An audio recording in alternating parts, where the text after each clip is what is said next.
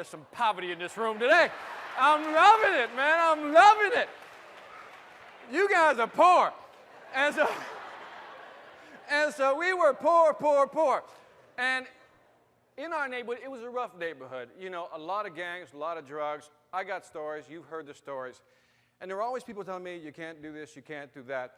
But I remember one time I was in high school, and our neighborhood was predominantly black and Hispanic. And I remember in high school, nobody talked about going to college that much. Everybody just talked about getting a job and surviving. When my family moved from Puerto Rico in the late 50s, they didn't know the language. And my mother was always like, you know, learn the language, go to school, get the job, make your money. Okay, I threw that last part in because I thought it sounded good. So she said, go to school, and I did. So I stuck with school. It was very hard. High school was very difficult for me. But I still remember this one moment. It was in my 4th year, and I was thinking about going to college, thinking not going to college, thinking of going to college. And I remember I said, I want to do it. I'm going to go to college. And there was nobody there to help me because, again, my family didn't understand the process. They didn't speak the language. They couldn't read. So I had to fill out all the paperwork for college myself.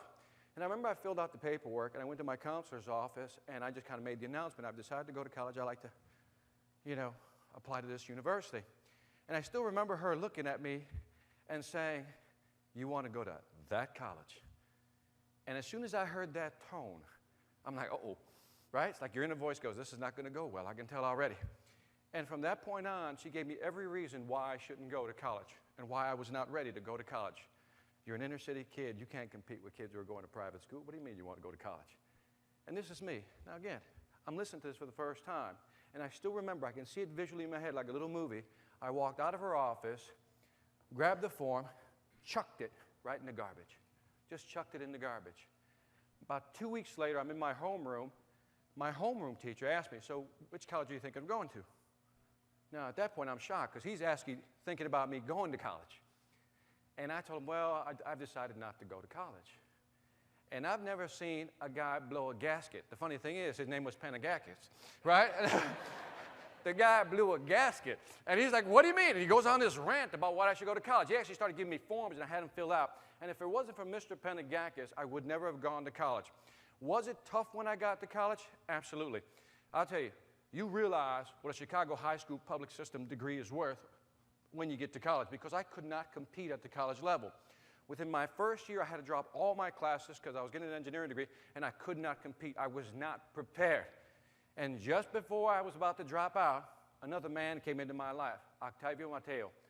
And I told him the same thing. I'm dropping out. In fact, I actually went to the registrar, dropped all my classes.